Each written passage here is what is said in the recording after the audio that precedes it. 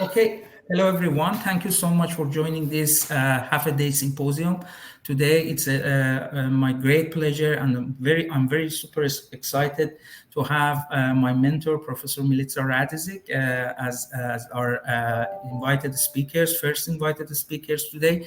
So before going to her presentation, I'll share my screen to go to the agenda of today's symposium. Just hold on. Yes. Okay. And okay, so for today, we have Professor Radisic, who's talking about heart on a chip for modeling of healthy and diseased myocardium. She's a professor at University of Toronto and also Canada Research Chair in Functional Cardiovascular Tissue Engineering and the scientific co-founder of Tara Biosystems company. And then after Professor Radisic, we will have Professor Gilles Soulez from University of Montreal from Department of Radiology, Radiation Oncology, and Nuclear Medicine. He's a physician in hospital, University of Montreal Hospital Center. And after his presentation, we will have 10 to 15 minutes break. And then we will have 2 breakout rooms for professional development workshops. One is dedicated for students and trainees who would like to go to industry, and the other one is dedicated to students who wants to stay in academia and follow the path in the academic. So we will have moderators, my colleagues, Dr. Gat Sabatier, Nicolas Tremblay, and Professor George Annie, who moderate these sessions. So as you know, we have started this e-seminar series last August, and now we are in the 72. The seminar number 72, and you can get the most updated information on our on our Twitter channel, hashtag TransLBME. And this seminar series is sponsored by Montreal TransMedTech Institute, and we wanted to thank Montreal TransMedTech Institute that sponsored this seminar from the beginning of its initiation. So by that, I would like to introduce Professor Radisic before going to her presentation. Professor Milica Radisic is a professor at the University of Toronto and Canada Research Chair in Functional Cardiovascular Tissue Engineering and the Senior Scientist at the Toronto General Research Institute. She is also the Associate Chair Research, probably not now. Used to be. Probably not now. She used to be an Associate Chair Research for the Department of Chemical and Applied Chemistry at the University of Toronto and Director of the NSER Create Training Program in Organ and Chip Engineering and Entrepreneurship, and Director of Ontario Quebec Center for Organ on a Chip Engineering. She obtained her bachelor from McMaster University and PhD from Massachusetts Institute of Technology, MIT. She is a fellow of Royal Society of Canada, Academy of Science, Canadian Academy of Engineering, the American Institute for Medical and Biological Engineering, and Tissue Engineering and Regenerative Medicine Society. She received numerous awards and fellowships, including MIT Technology Review Top 35 Innovators Under 35. She was a recipient of the Professional Engineering Ontario Young Engineer Medal in 2011, Engineers Canada Young Engineer Achievement Award in 2012, Queen Elizabeth II Diamond Jubilee Medal in 2013, NSERC EWR STSC Fellowship in 2014, YWC Toronto Woman of Distinction Award in 2018, and OPEA Research and Development Medal in 2019, to name just a few. Her research focuses on organ on a chip engineering and development of new biomaterials that promote healing and attenuate scarring.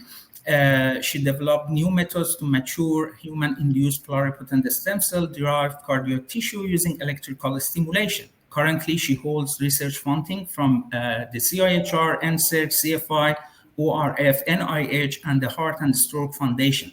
She is an associate editor of for ACS Biomaterial Science and Engineering, a member of the editorial board of Tissue Engineering, Advanced Drug Delivery Reviews, Regenerative Biomaterials, Advanced Biology, Journal of Molecular and Cellular Cardiology, and eLife. She served on review panels for Canadian Institute of Health Research and the National Institute of Health. She's actively involved with the BMES for cardiovascular track.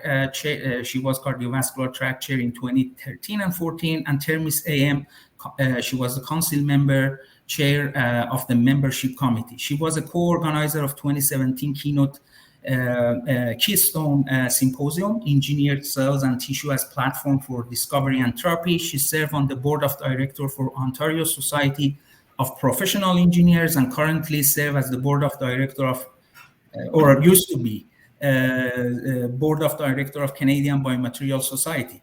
Her research findings were presented in over 200 research papers, reviews, and book chapters with H index of more than 65 over, I think, 13,000 citation. Her publication appears in prestigious journals such as Nature, Cells, Nature Material, Nature Methods, Nature Protocols, Nature Communications, PNAS, etc. In 2014, she co-founded an award-winning company, Tara Biosystem, that uses matured human engineered heart tissue in drug development.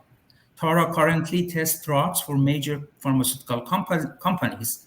In 2017, she founded Qtero company focused on disrupting the skin regeneration and wound healing market through the use of proprietary Q gel to promote the scar-free wound healing. Her biography goes on and on. So I invite her just to share her screen with us, and we listen to her great presentation. Thank you so much. Thanks so much, Human.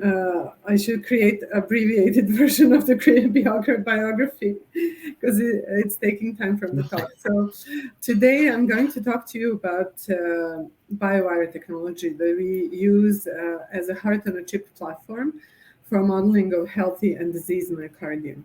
And if you look at this slide, there are multiple drugs by many different manufacturers, and they all have one thing in common.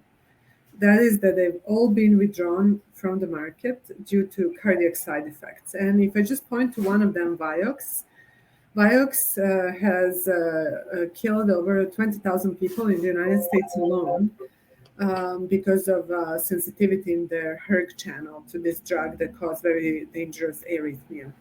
And if you think about how can we make better and more effective drugs, also safer drugs, basically, perhaps this can be achieved if we try to improve this pipeline. Currently, small molecules that chemists make are tested in cell lines that overexpress human ion channels, such as hERG channel. And then from there, they go into animals. And from animals, they go into humans.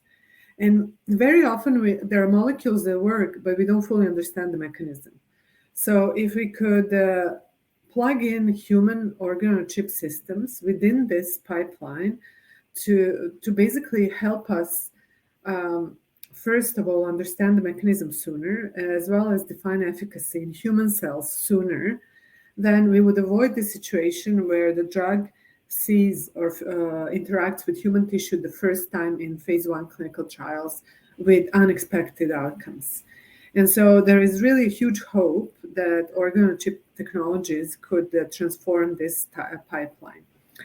And because of this hope, if you look in the past decade or so, the number of organ-on-chip papers in the literature has been on an exponential increase. And compared to microfluidics, that's still rising steadily, but perhaps not rising as fast.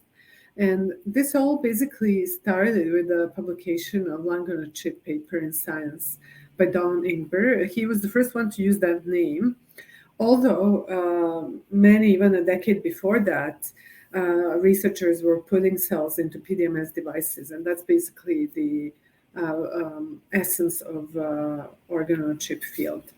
So in organ-on-a-chip engineering, really, we don't have like a full mini heart on a chip.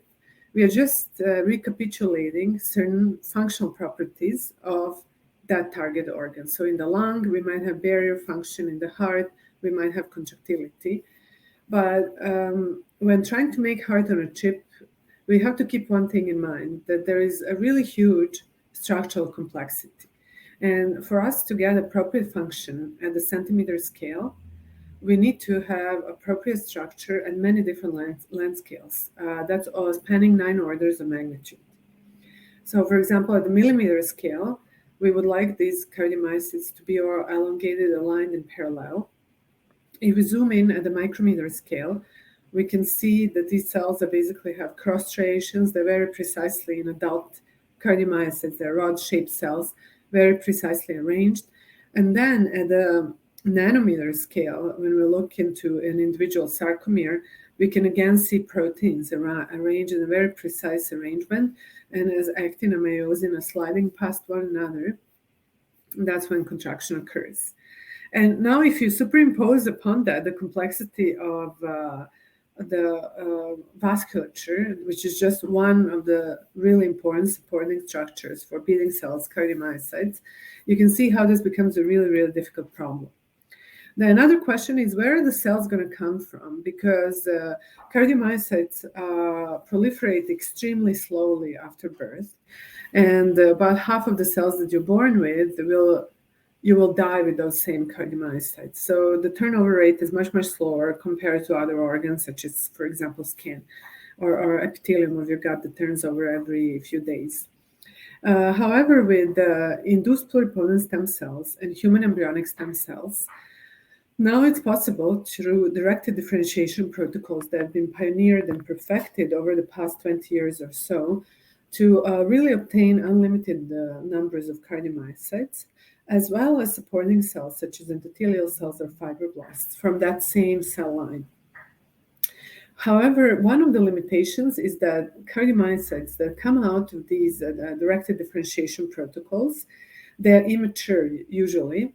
So they're basically more or less oval or polygonal shaped, and they don't exhibit appropriate responses to drugs. What you can see here, caffeine as a model drug doesn't trigger a huge calcium spike, doesn't trigger release from sarcoplasmic reticulum as it does in adult cardiomyocytes.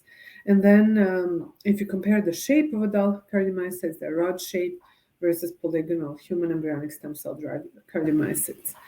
Another complexity that we have to think of is that not all cardiomyocytes are the same. Depending on the chamber in the heart, they'll have slightly different electrophysiological properties and structural protein expression, and also different propagation velocity, as well as the ability to fire on its own. So there are differences in the left ventricular myocardium versus right ventricular myocardium, and differences between ventricles and atria, as well as, for example, pacemaker cardiomyocytes are different than cardiomyocytes of the working myocardium. The directed differentiation protocols give you more or less a mixed bag of these cells, with the later protocols trying to preferentially get, for example, ventricular versus atrial cells. And the fact that this is a heterogeneous population is actually underlying some of the problems that we experience in cell transplantation studies, where the graft will have its own automaticity and also exhibit poor integration with the host. So we believe that through tissue engineering and organ on a chip, we can solve some of these problems. And one of our technologies, BioWire, that we described back in 2013 in Nature Methods, attempted to create a microscale tissue that resembles trabecula that you normally see in the ventricle, and that will be matured by electrical stimulation. So cardiomyocytes were differentiated using a regular protocol developed by Gordon Keller, as shown here, and then harvested between day 18 and 21, 22 differentiation, and then seeded into PDMS microwell using a collagen hydrogel as a carrier. Into this microwell, we fitted one suture, and that suture was acting almost like as an anchor point. As the cells in the gel start pulling on this gel and remodeling, compacting the gel, when they hit that suture, the cells will start elongating and aligning in parallel, similar to what you see with elongation of these cells in the native heart around the capillary. After a period of 1 week to allow for this cell gel compaction to occur and for the tissue to be stabilized, we started applying electrical stimulation. And although we used the 1 Hz stimulation before for red cells, here we thought we'll try to simulate what's happening in development. And in development, in the mother's womb, while the fetus is developing, the heart is really the first organ that starts beating, functioning. And the first beats are very slowly irregular. The beating rate then starts increasing, and it peaks around 3 Hz. So we thought that this pattern shown in E, taking the stimulation up to 3 Hz, will simulate development. And then we also thought, well, if we really push the cells beyond their physiological ability up to 6 Hz, we might obtain heart failure conditions, because these are often in animal models, they're paced at very high frequencies, 5 to 6 Hz, to obtain heart failure conditions. However, when we analyzed the cells, we saw that the 6 Hz group had a lot more rod-shaped cells compared to round-like cells.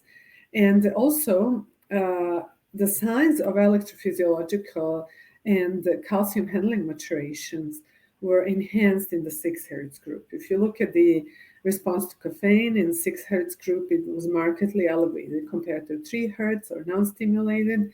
And you can also see that assembly of sarcomeric apparatus was quite enhanced at 6 Hz group. So that was an unexpected finding, but one that we really continue to use throughout this work on cardiac tissue engineering and heart energy.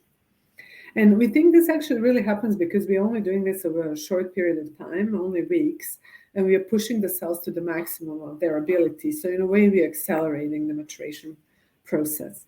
In this BioWire 1, the presence of that suture in the middle that actually has a very high stiffness prevented us from measuring contractile force. The contractile properties could not be enumerated, and they could also be inhibited by that suture. So we started growing tissues around 2 posts, for example. They were very popular, sort of technology developed by Chris Chen, but we noticed that the cells often move up and down these posts. Sometimes you lose the tissue, and imaging is sometimes a problem because not all cells will be in the same plane. And then we decided, well, what if we eliminate the posts, and instead of posts, use wires? And we could just have also, we wanted to eliminate the use of PDMS, which was a common and still is material to prototype organ-on-chip systems. It's a good material for prototyping. We still use it to quickly try to design new structures. But if you want to use it reliably in drug testing applications, it's not ideal because of absorption issues. So we eliminated that and we moved to tissue culture plastics. So we could have one strip of hot embossed tissue culture plastic into which we would embed 2 polymer wires. And this strip can really, for example, in our case, it hosts 8 tissues. And just on one pair of 2 wires, we can have 8 tissues hanging there. We would assemble the tissue in a similar way by seeding the cell gel suspension. And after compaction, we started applying electrical stimulation.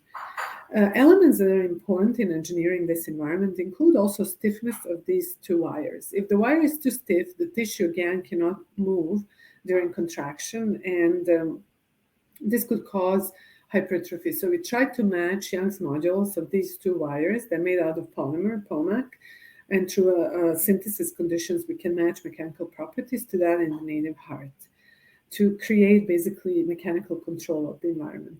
Another thing that's really important to emphasize is that for cardiomyocytes, supporting cells are absolutely required. And one good supporting cell is a fibroblast. Without fibroblast, cell gel compaction doesn't occur. That is well known, and you don't get a beating tissue. You can use other cell types, MSCs, but something that will be a stromal cell type is really important because it also helps remodel the matrix. From these mathematical modeling studies done in a two-post array, we also know that as this process of cell gel compaction occurs, the attractional forces exerted by the cells themselves will align sarcomeres in the tissue, and that will additionally help with the cell alignment. If you look on the bright field, you will get a movie like this. It's basically these you can see the tissue beating, moving on these two wires. But because the wires are autofluorescent, if you now zoom in the middle and you look at this under blue channel, you can see deflection of the wire, and the tissue is not visible because it's not fluorescent. Based on the imaging of the wire deflection in under fluorescence imaging and force displacement calibration curves, we can calculate online, non-invasively, the changes in contractile force with time just by imaging that deflection. Because the polymer is autofluorescent, the property is very stable and it's very difficult to bleach that spot, so you can keep going back to the same spot all the time. In a follow-up that we published in Cell in 2019, we extended the 6 Hertz maturation protocol over 6 weeks just to be a little bit more gentle on cells. And we can see stepwise increase in frequency. At the end of this protocol, we have tissues that functionally exhibit hallmarks of mature ventricular myocardium. Those include positive force frequency relationship, which means that the faster you stimulate, the more force you will get. This is a hallmark really of hearts of larger mammals because if you think about it, the bodies are, let's say human bodies are pretty large, and if you have increased metabolic demand, such as, for example, when you're running, your heart can try to make up that demand by beating faster, but it's going to be a lot more efficient if it also expels more blood at each beat. And so in a heart, there is definitely positive a relationship between frequency and volume, but in a muscle strip, cardiac muscle strip, that's positive force frequency relationship.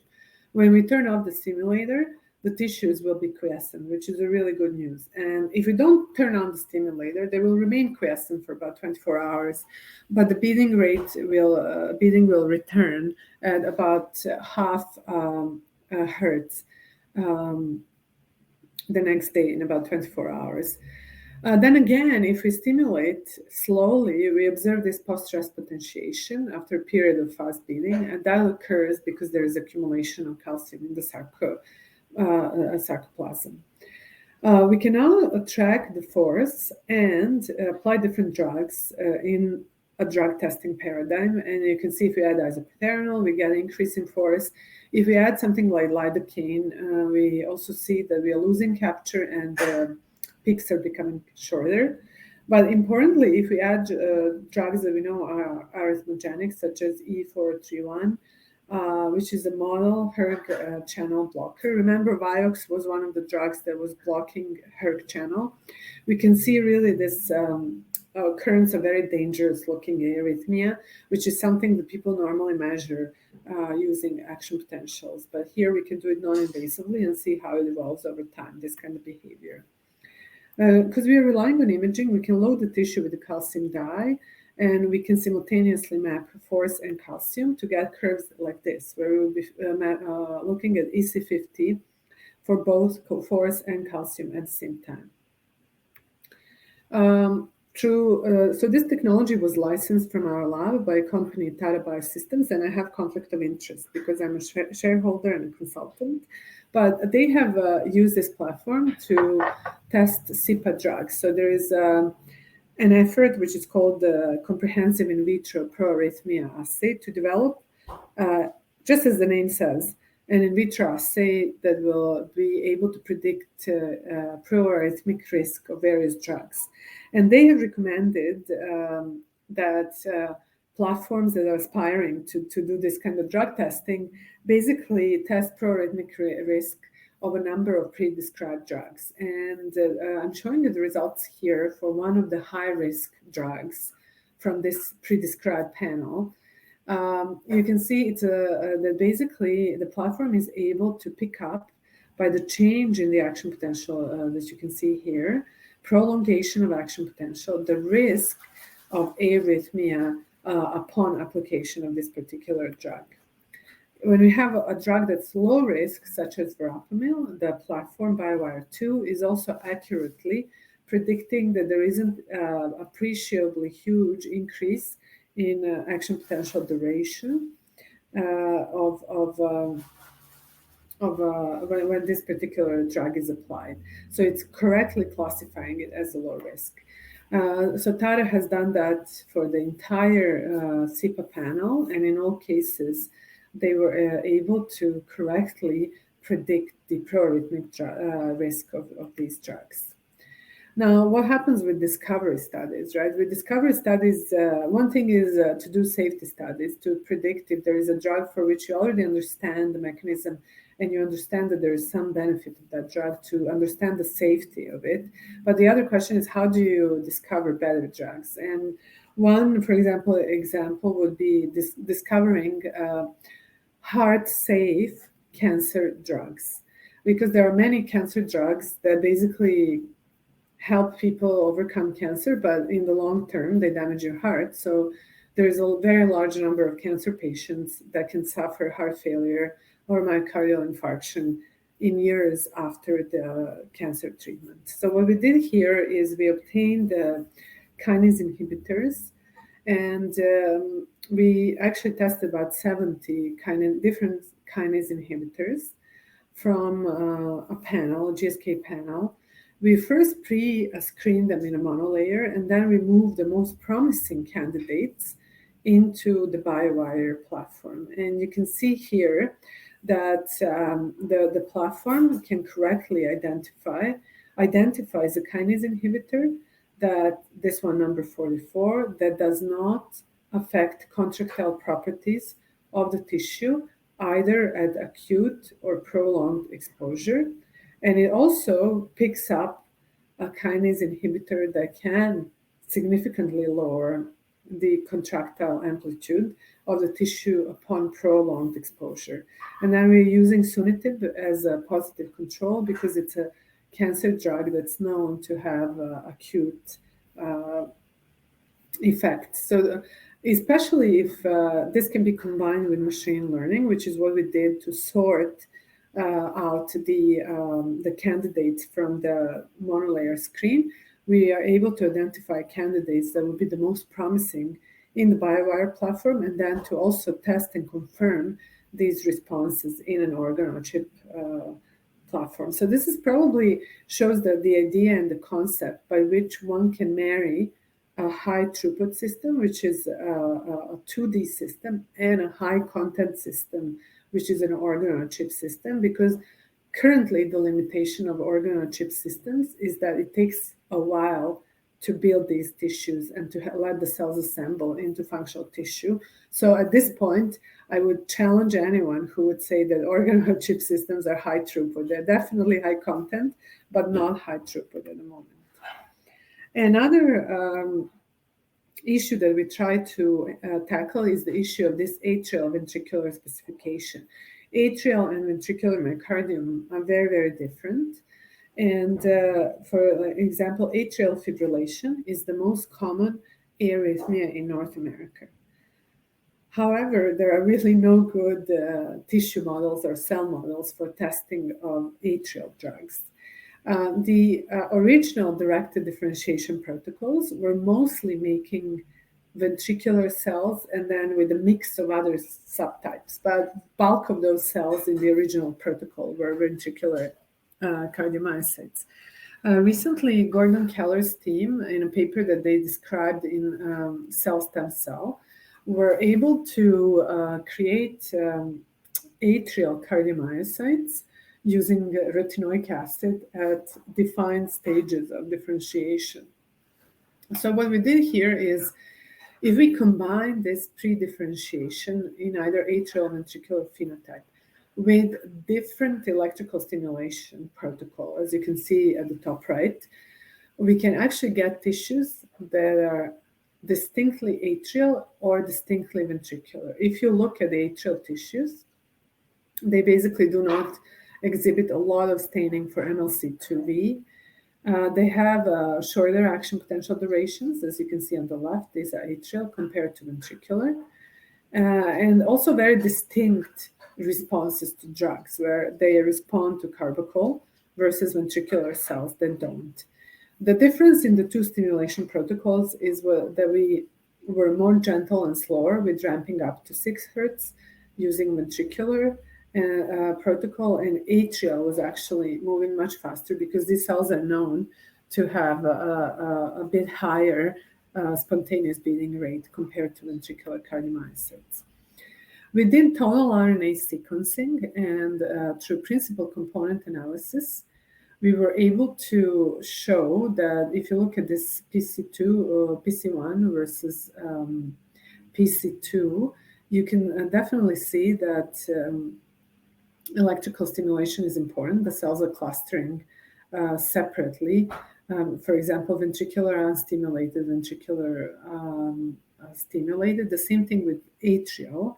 If we do PC1 versus PC3, the top row shows the effect of electrical stimulation. And then if we plot PC2 versus PC3, we can see that both the source of cells, pre-differentiation basically, and electrical stimulation, both of them were important into separation of this gene expression of the target cells.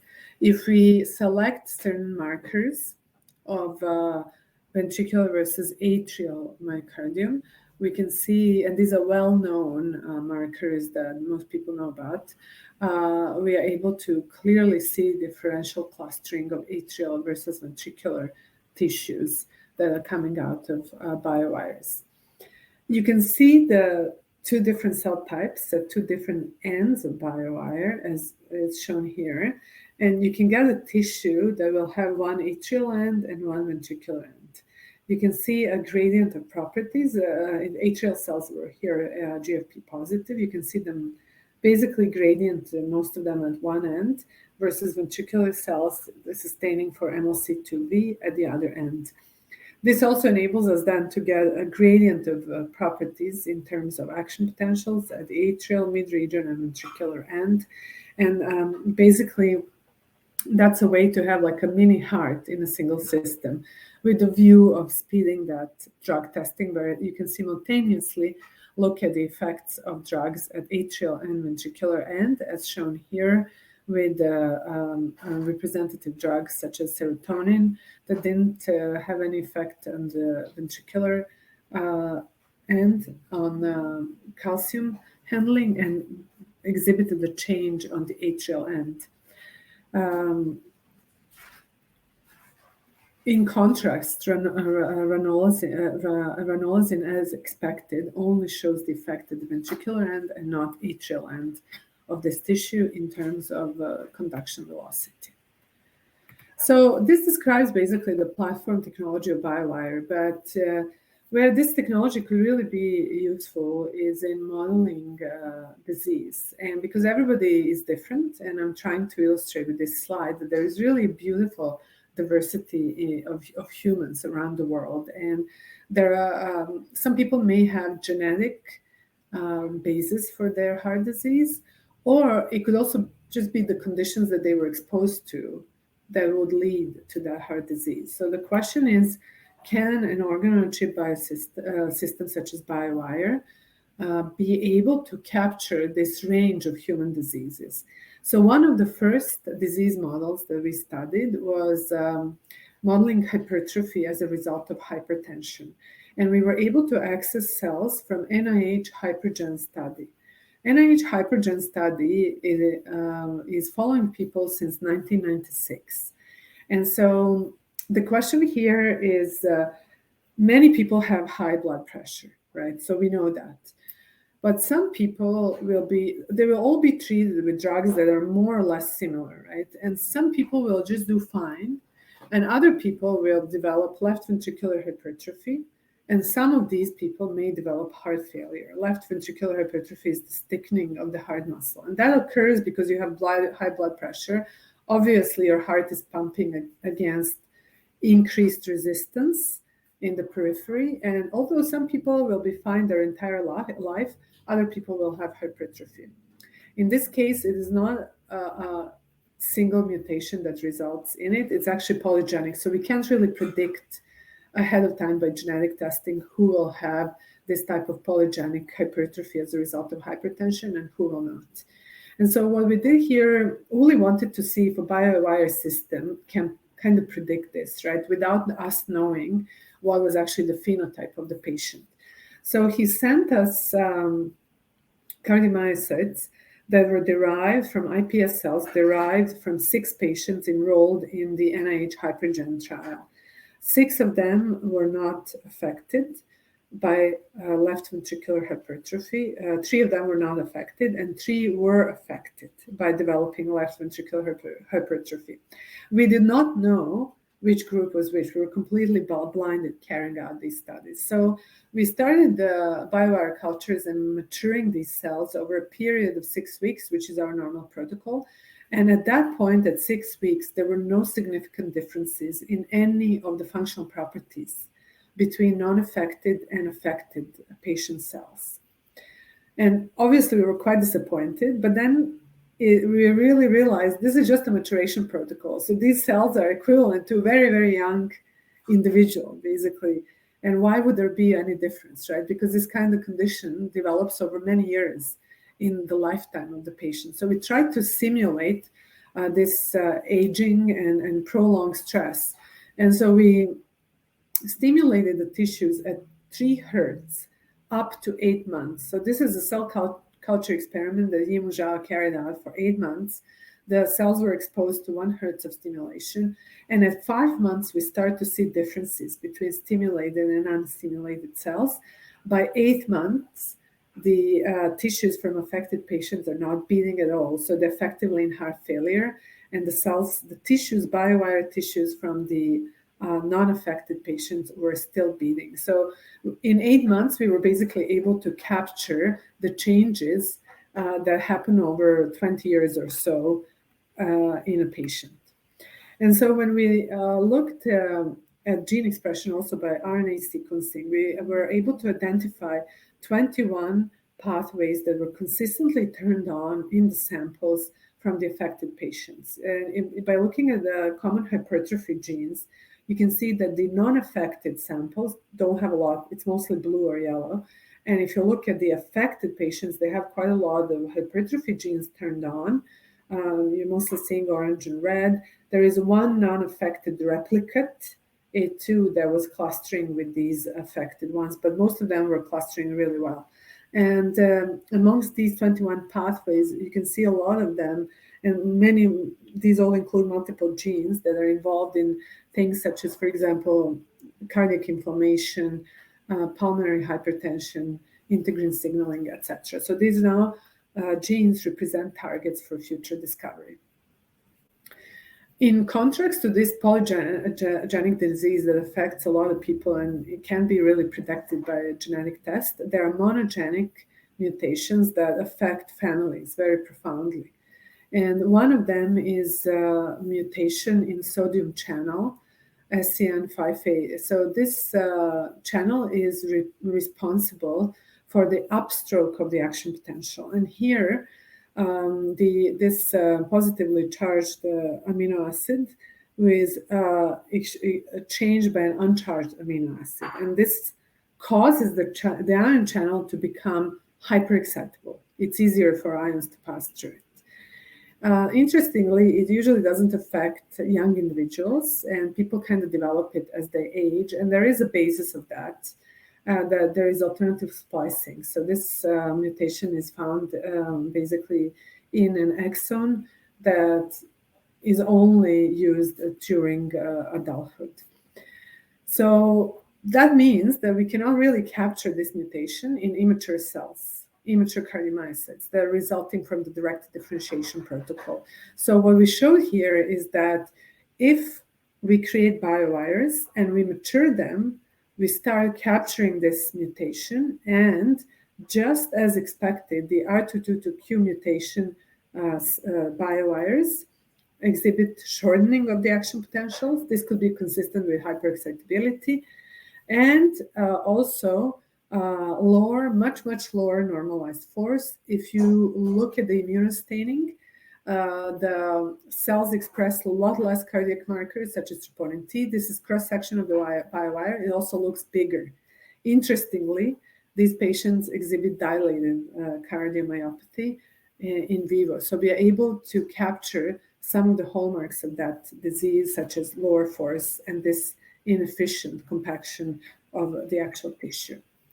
Recently, we were actually also able to capture a model of cardiac fibrosis, where we showed that if we seed more fibroblasts into this biowire compared to cardiomyocytes, we'll get very stiff fibrotic tissues that have a higher Young's modulus, that have more myofibroblasts.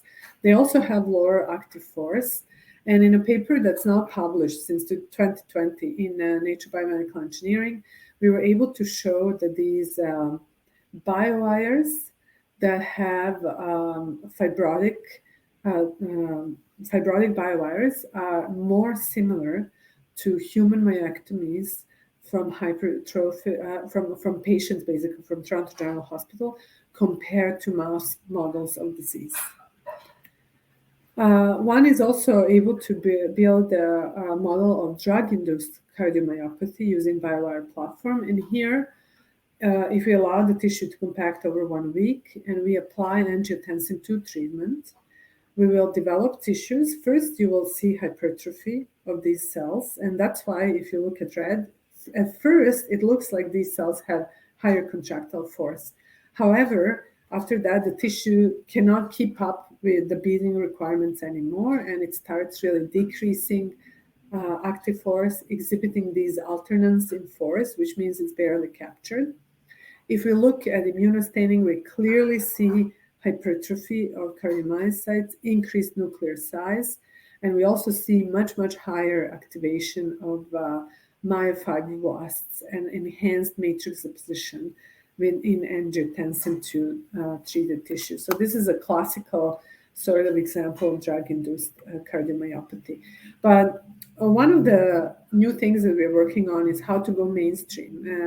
The BioWire 2 platform that I showed you, the polymer is molded using PDMS stamps, and then these wires are deposited into hot embossed, basically bottom layer. And that's all done by hand, depositing of these wires. But how do we then move from these artisan handmade devices to something that's like mass produced? And can we have also a device that doesn't have sharps, that's nicely sealed, that maybe we can even use in sealed-tree environment? So we moved to 3D printing techniques, and Qinghua Wu, who's a new postdoc in my lab.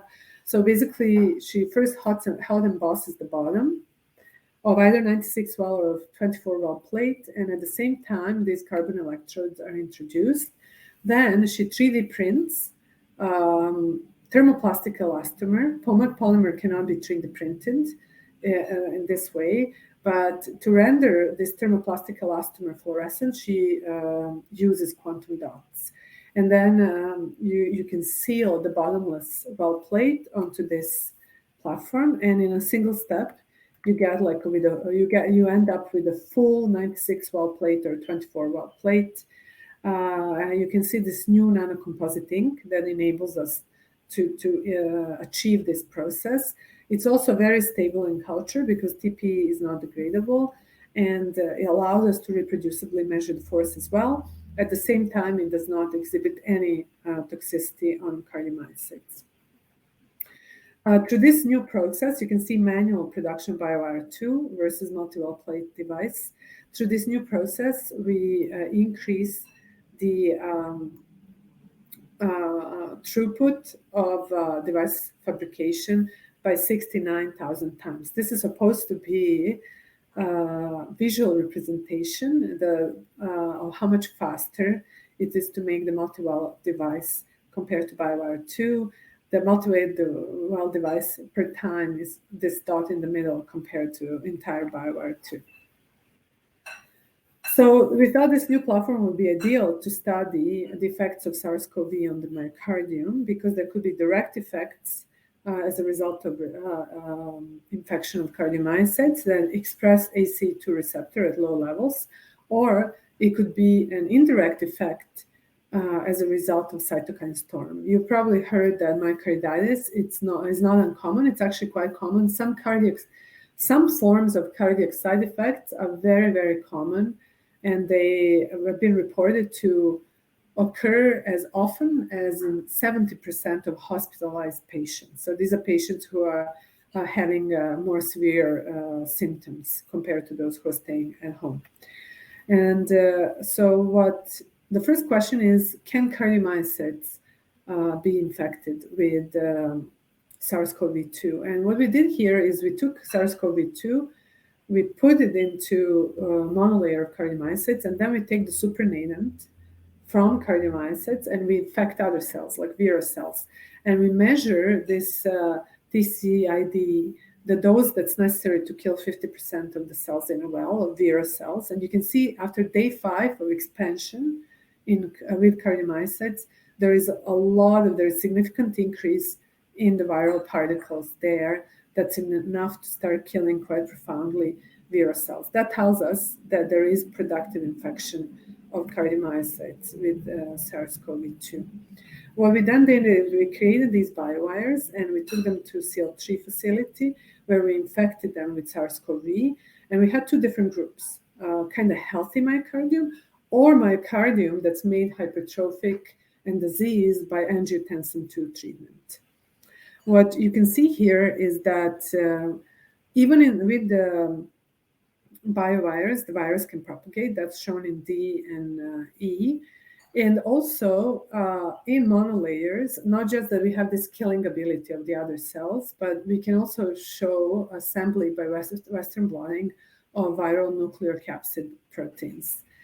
We had to improvise a little bit to do these studies. So you see Arinjay in CL3 facility, actually at McMaster, who is taking a movie of a beating wire that's shown in B using a cell phone camera because the imaging systems that we had there were not ideal. And so we had to quickly turn to imaging through cell phone camera to measure this force of contraction, but it was possible and doable over a short period of time. Together with our colleagues, Tony Gramolini and Uroš Kuzmanov, through proteomic analysis, we asked, does BioWire have enough machinery to interact with SARS-CoV? And it's not just ACE2. There are other also proteins and phosphoproteins that are required for this proper interaction. Obviously, there are co-receptors for entry, but also other proteins that are needed to assemble the viral particles. And they compared BioWire proteome to the published SARS-CoV interactome, and we found that there is 117 phosphoproteins in BioWire and about over 100 proteins in BioWire that can interact with SARS-CoV. So there's definitely enough machinery there for these tissues to interact with the virus. Then we thought, well, if we just kind of confirm that cardiomyocytes can be infected, that's more or less known now because other people have also published that. And we know that there is a significant effect from even clinical data, but can we develop some therapeutics that could attenuate this dysfunction?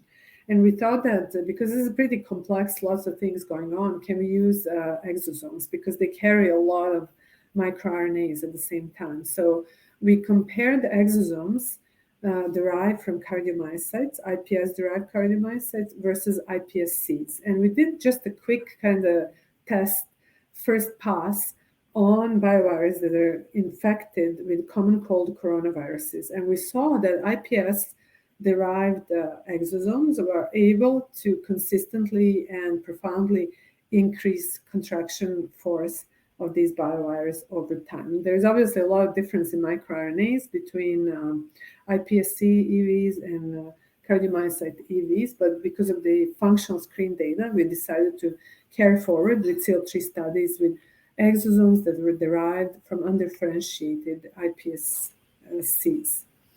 These undifferentiated iPSCs have, when compared to cardiomyocytes, have ability, a lot of microRNAs that can, for example, inhibit stress response, and also, for example, promote HIPAA signaling that we thought would be useful in this particular context of viral interaction and viral infection of cardiomyocytes.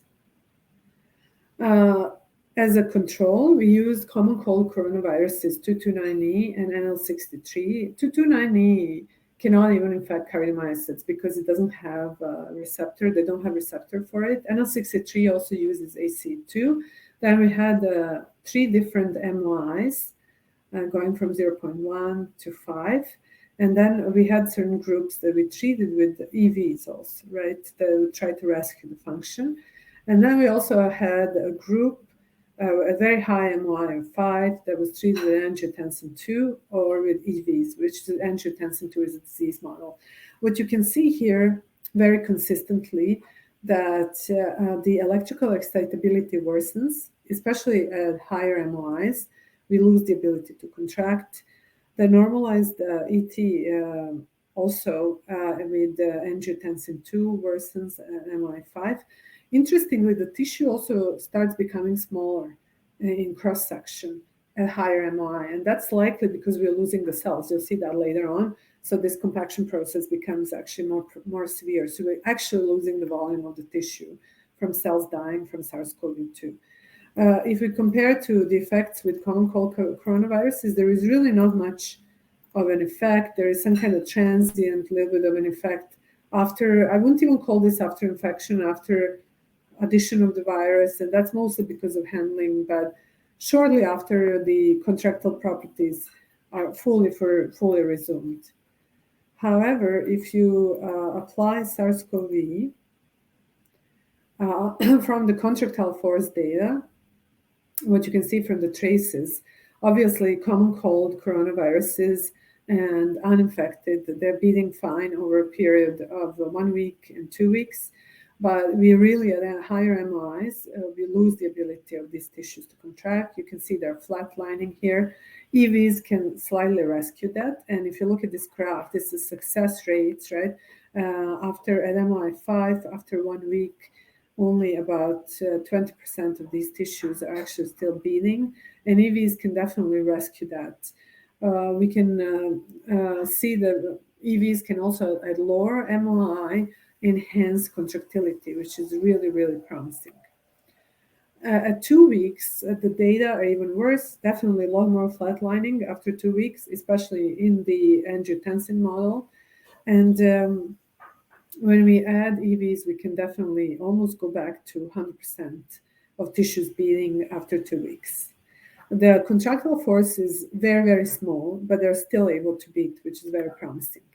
If you look at calcium handling, we are really, which is really, really deteriorating in the presence of SARS-CoV, and we are not able to rescue that with the presence of EVs. There could be a number of reasons. Part of them could also be that the virus needs calcium presence. The proteins need the calcium presence to actually enter the cell, so this could be throwing off calcium handling within cardiomyocytes directly. If you look at histologies, you'll see very remarkable differences. For example, MOI 5, you can see that we are really losing cardiomyocytes there. There is a significant level of apoptosis. We can rescue that with EVs. Cardiomyocytes are still there because of hypertrophy with angiotensin 2 treatment. However, this group has a huge level of apoptosis, as you can see in this particular graph here. And EV presence definitely helps to maintain the presence of cardiomyocytes in these tissues. The TEM findings are consistent. These are infected tissues, which look pretty normal. And then the infected ones, they look first of all, like they've been blown up from the inside, right? You can see disintegration of cellular machinery, a lot of vacuoles, a nucleus, remnant of a nucleus that is basically falling apart. And you can see here with something that used to be a sarcomere in the past. A very, very profound effect on the cells. And we can also see these instances where the viral particles are either inside the cell or the moments when they're being released.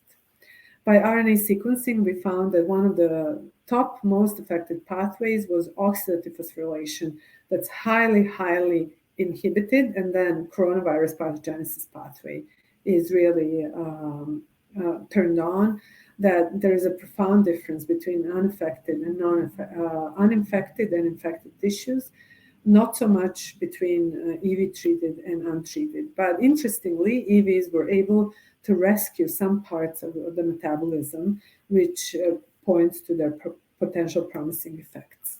So in summary, I hope I showed you how BioWire platform can be used to mature cells, as well as a system to study disease, all the way from coronaviruses to genetic diseases. And obviously in the future, we should try to incorporate immune and neural cells and focus on vascularized models, especially for coronavirus studies with monocytes and macrophages. I'd like to thank everyone in my lab. This is an older picture when Human, he's just right here.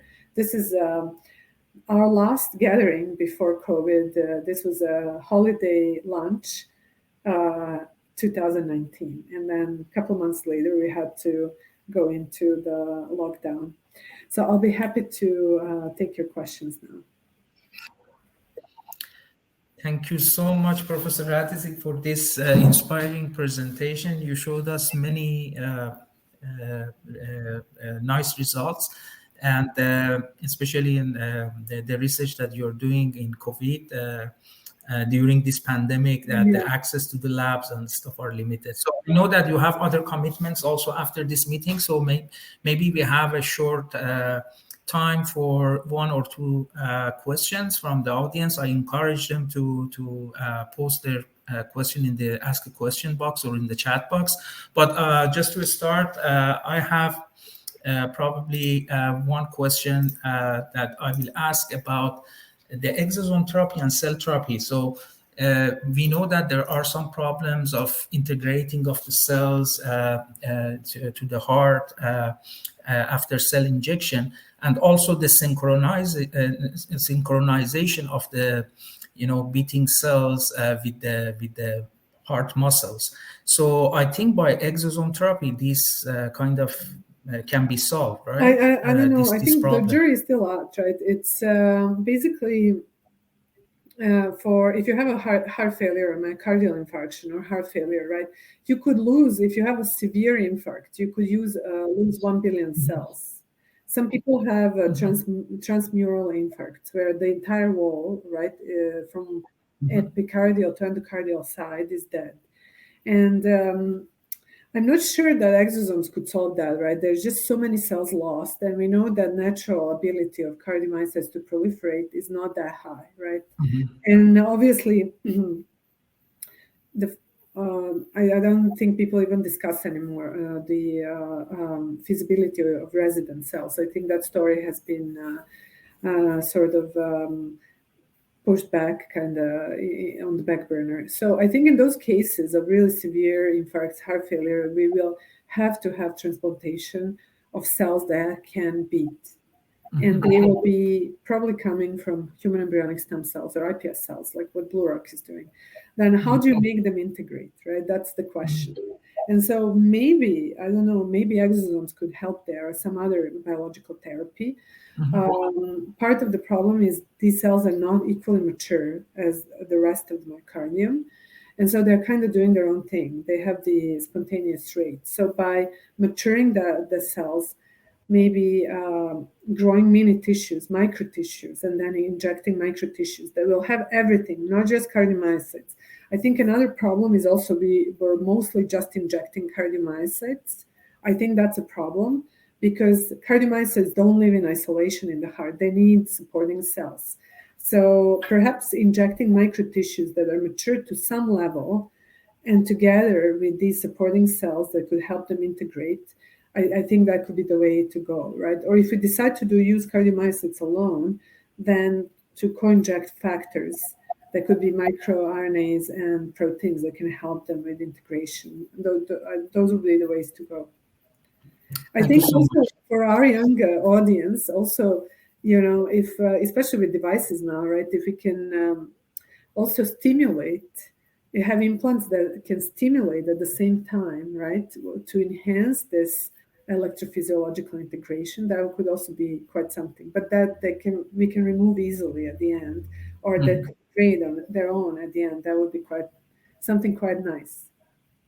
Perfect. I have very fast question, maybe my last question before we go to Professor Soulez's talk, is that in the community there is a debate of using supporting cells like cardiofibroblasts in heart on chip, or even cardiac patches, because some people think that these cells can really decrease the electrical propagation between the cardiomyocyte. What's your thought on this?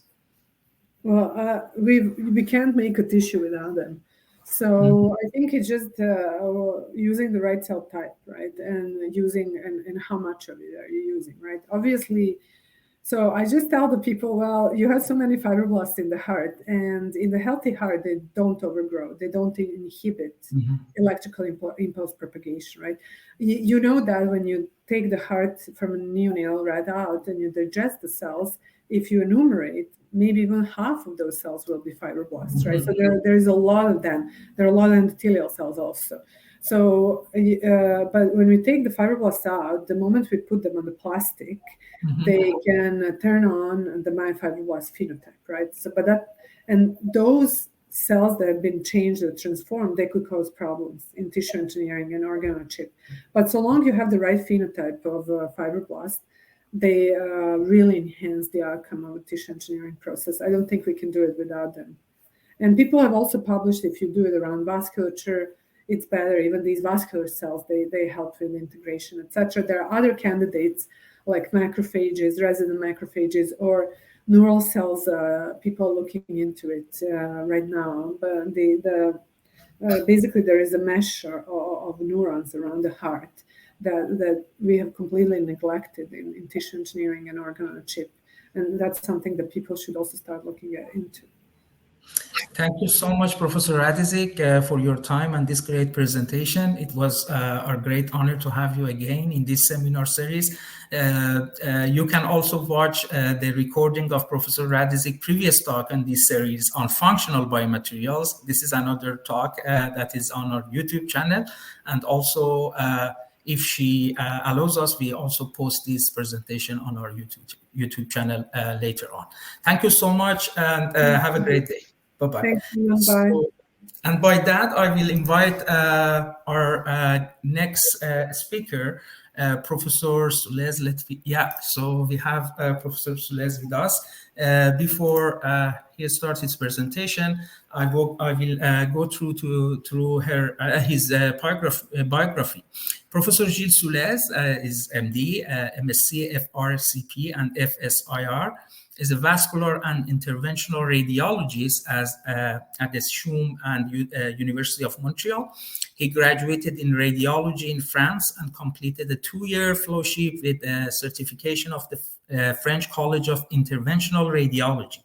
He completed a master's degree in clinical research and epidemiology at the University of Montreal and obtained a clinical researcher scholarship of the FRQS from the Junior 1 to National Scientist Award. He's currently appointed as a professor of radiology at the University of Montreal at the Department of Radiology, Radiation Oncology, and Nuclear Medicine.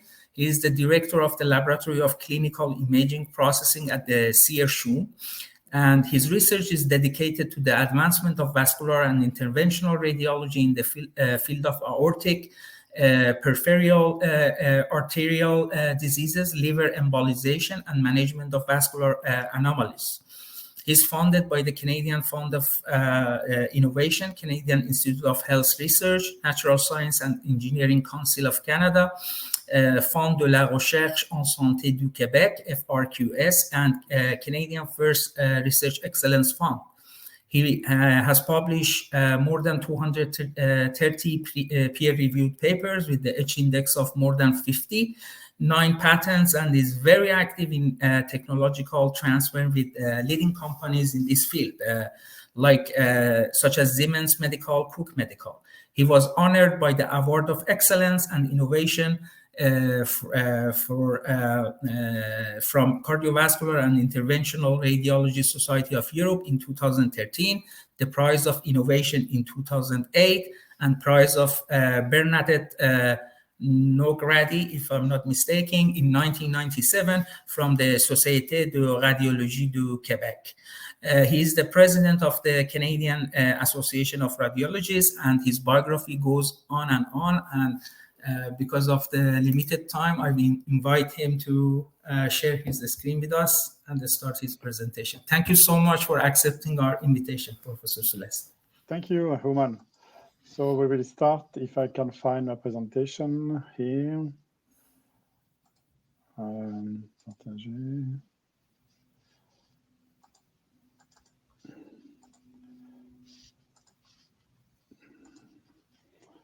So can you see my screen now? Perfect. Just this. Yeah. Thank you so much. Perfect. So before starting, I will just disclose some conflict of interest. So as said by Human, I have several partnerships with the industry. So namely, the most important with Siemens Medical, Cook Medical, and others as well. So before starting, I'd just like to give you my background. So as said, I was trained in radiology in Paris, and I specialize in interventional radiology. So we'll discuss a little bit more in detail what is interventional radiology, but it's image-guided therapy, image-guided intervention, actually. And I have developed a career of clinical scientist, so half time doing research, a lot of preclinical research, but also clinical research in the early phase of, clinical validation of new technologies in the lab at the Schum Research Center. And by the way, this movie and this book published in the late 70s, Fantastic Voyage, was a story of science fiction story where a team of doctors were miniaturized to be injected in a small vessel to treat a stroke who affected eminent scientists. And basically, they cure the stroke using this small, submarine. And this was one of the movies who really convinced me to go in interventional radiology when I was young. So what is interventional radiology? So it's really the medical subspecialty that will perform very different and various minimally invasive procedures using medical imaging to guide those procedures. So you can use X-ray, fluoroscopy, CT, computed tomography, magnetic resonance imaging for some, and also very frequently ultrasound. And a lot, of breakthrough in patient management have been achieved using interventional radiology. So stenting, balloon angioplasty, as said, is this visionary, science fiction movie. Now, 30 years later, we are treating stroke, and we can dissolve and aspirate the clot and really prevent very debilitating disease using this technology. Also, repair of aortic aneurysm using stent grafts. So all these are in the field of interventional radiology for vascular, disease, but also for cancer. A lot of minimally invasive techniques are under development and are currently used to cure patients, such as embolization of liver tumor. So we can combine particles and chemotherapy really to target specifically the tumor and minimize, chemotherapy in healthy tissue. Other approach using needle, where we can do a thermal ablation, can be using cryotherapy or RF ablation to treat liver cancer as well. So there is a lot of various technologies we are dealing with to treat our patients on a daily basis. So most of you, I believe, are involved in biomedical engineering. And clearly the collaboration between biomedical engineers and physicians like me is more than ever important to improve patient selection, patient care. It's also useful to improve the device selection, what kind of device we should use, and optimize device as well. We are using these biomed technologies every day to improve our guidance, using image fusion on different type of image fusion, such as rigid, elastics, different strategies. And also now we can also use finite element analysis to do procedure simulation or rehearsal. So this is an example we are doing in the lab, where you have here abdominal aortic aneurysm. You can see the dilatation, and we can simulate the endovascular repair through a catheter. You can see the deformation of the system when you advance the catheter, and then you can simulate the stent graft delivery using finite element analysis. So all the mechanical properties of the aorta, the surrounding tissue, the spine, the stent graft itself, the guide wires, everything is simulated in that video, and we can really help the physician to do a better device selection, but also to improve guidance, because we can import that virtual model inside the operating room.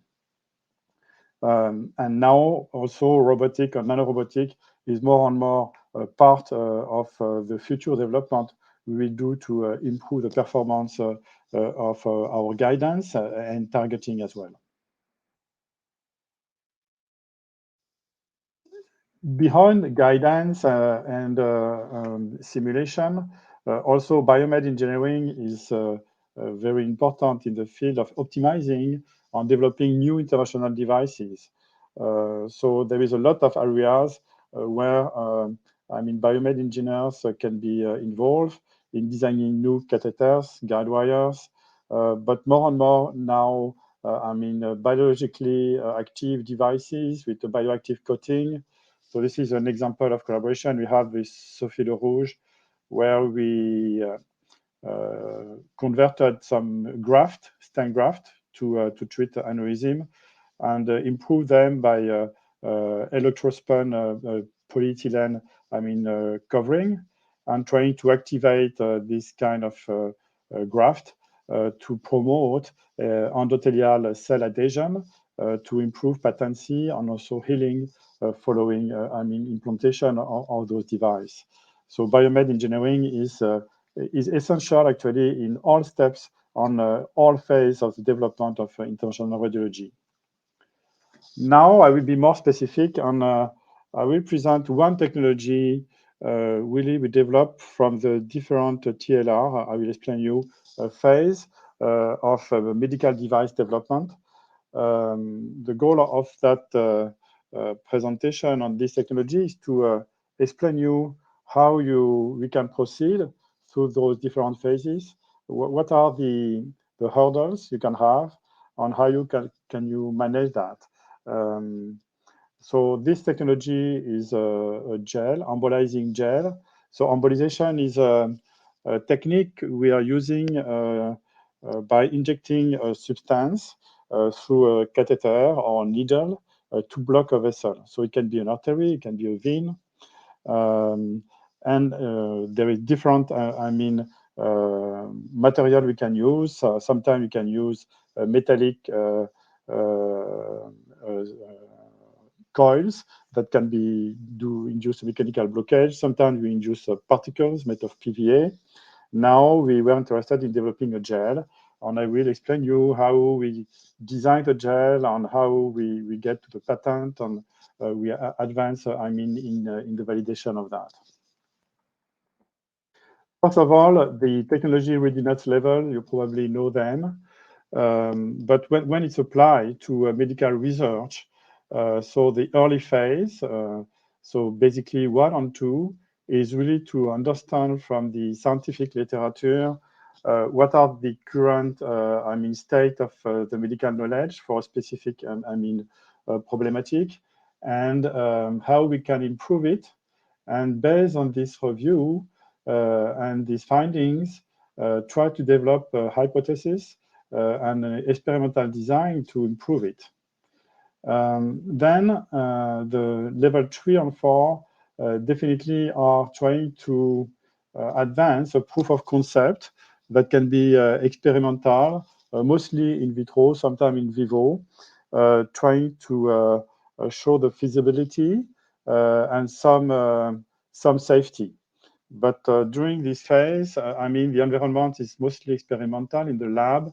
It's not, I mean, a clinical environment and with a so-called GLP, I mean, environment where all, I mean, the steps of conserving the materials, also doing the study is in the environment, GLP environment, to really have a good, I mean, perception of the safety, the efficacy, to support, I mean, further more large-scale trial.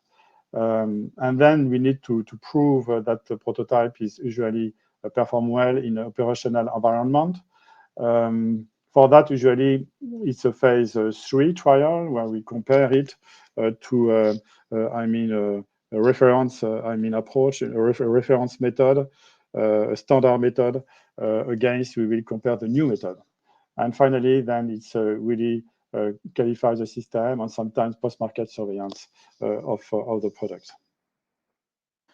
So regarding our problem, so the TLR1, the basic principles is really to identify the knowledge gap. So what is a clinical problem? And that will motivate the development of the technology.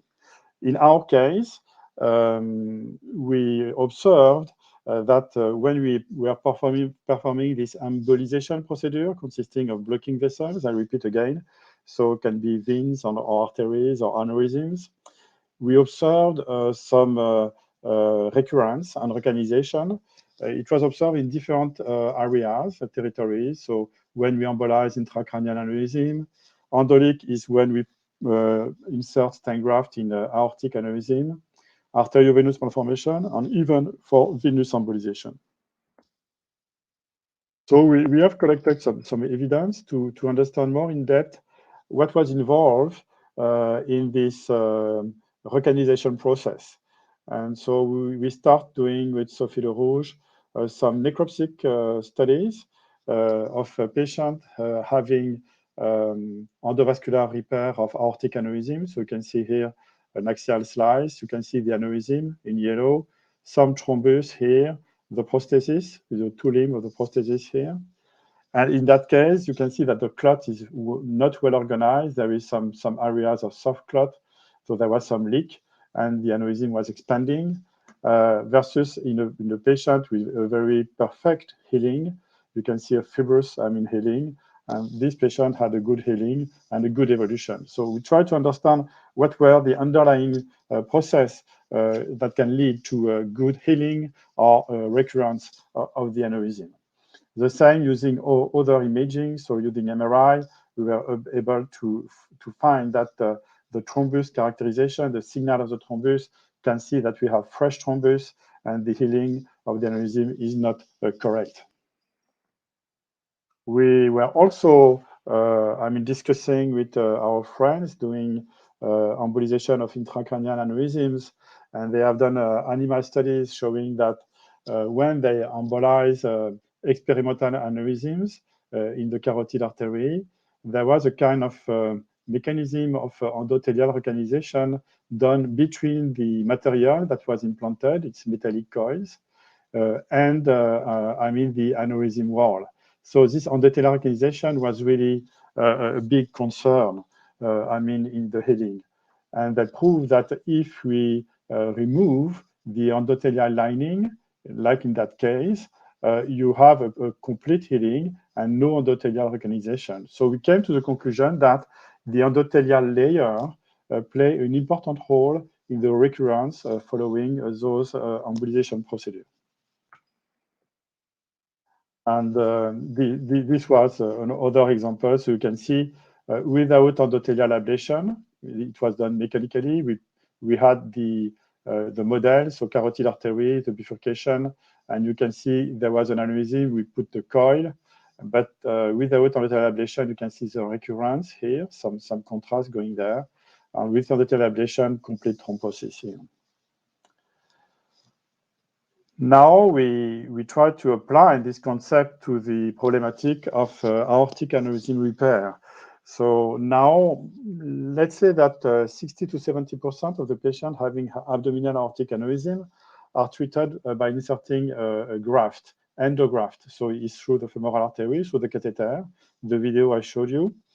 Through that catheter, we deliver a self-expandable stent covered by a graft. And this graft will really contain the flow and exclude the aneurysm from the blood circulation. As you can see here, the blood flow will go inside and go in the right and left iliac limbs to go to the peripheral arteries. But the main limitation of this procedure is that you can have endoleak. So it means blood flow going around the graft. And most of these endoleak are coming from collateral vessels.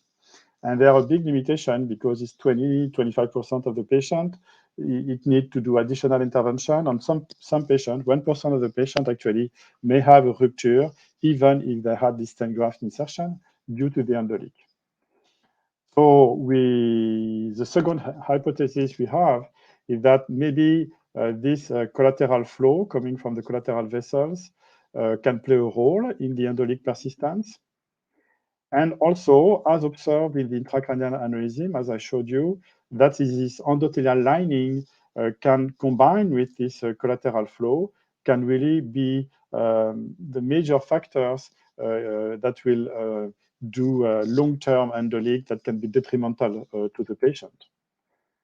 So the next hypothesis were that endothelial ablation should be combined with sac embolization. So it means that we should at the same time have a product or an embolizing agent that will destroy the endothelium by a kind of chemical action, but at the same time block the flow to prevent new endothelization by endothelial cells.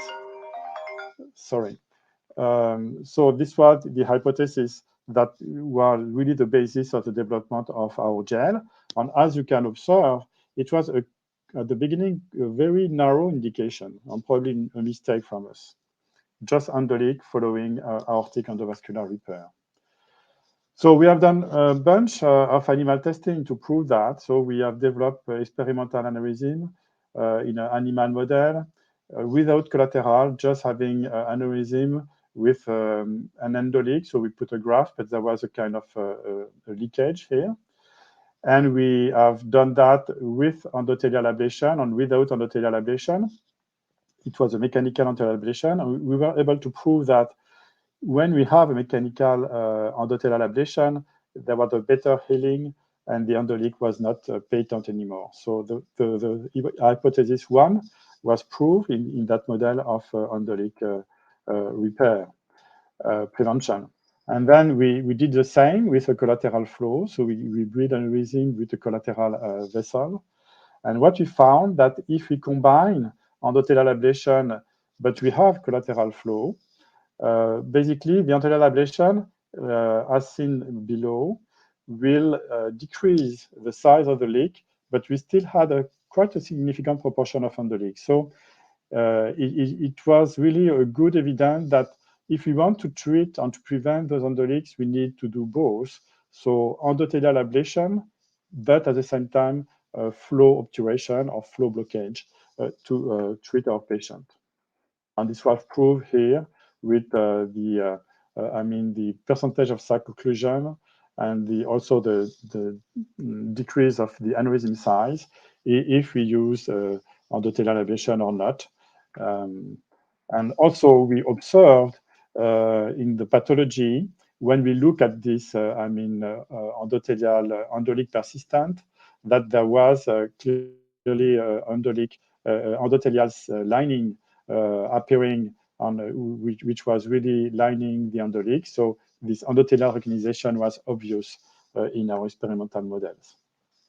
So we arrive at the phase 3 now because we have done extensive 1 and 2, and we want to prove at the phase 3 that we can develop a sclerosing and embolizing gel that will at the same time promote vascular occlusion and endothelial ablation in an animal model. So first of all, you have to look at what we have already on the market. So we look at the different, embolization agent and look at their mechanical and also chemical property to achieve this goal. So endothelial ablation or obturation. So ethanol, it's a very strong sclerosant agent. So it will destroy all the endothelial cells, but ethanol is liquid. It will not induce flow obturation. On top of that, it's not very safe when you inject it intravascular. You can drink it, but that's different.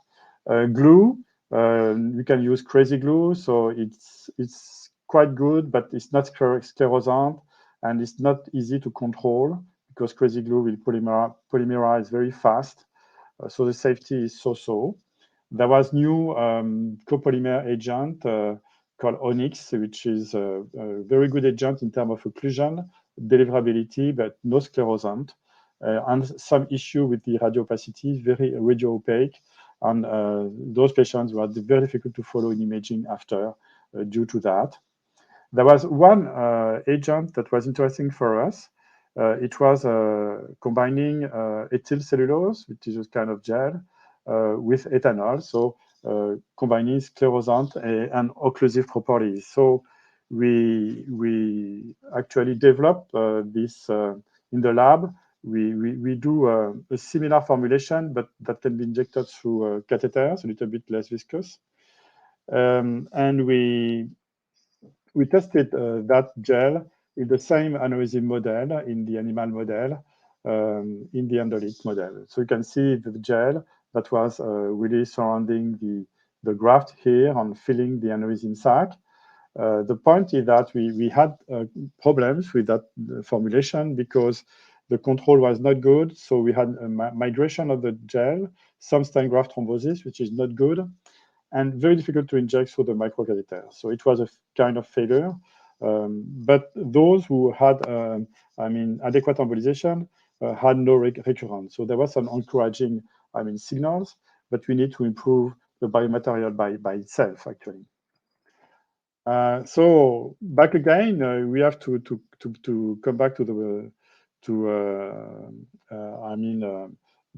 phase 3 and try to define what are the main characteristics we want to have to fulfill our therapeutic objectives. So clearly, we want, as said before, to achieve an occlusion, to achieve a sclerosis of the endothelial lining in the endolytic. We need a liquid agent that can be injected through a catheter with a good polymerization time, because if it's fast, you will minimize the occurrence of migration on the stent graft occlusion and all this kind of complication. It should be microcatheter compatible, so it's a very small lumen, and so the injectability is very important. You need to inject it with a 1 ml syringe at least. It needs to be radio opaque, so you need to combine it with a contrast agent to be able to see it under fluoroscopy. And we want it because all the other agents that were available on the market were not biodegradable. And biodegradation is very important in the healing process, but also in the long term. So we really want to choose an agent that can really degrade and promote a kind of fibrous and natural healing that will really promote aneurysm shrinkage and safety for sure.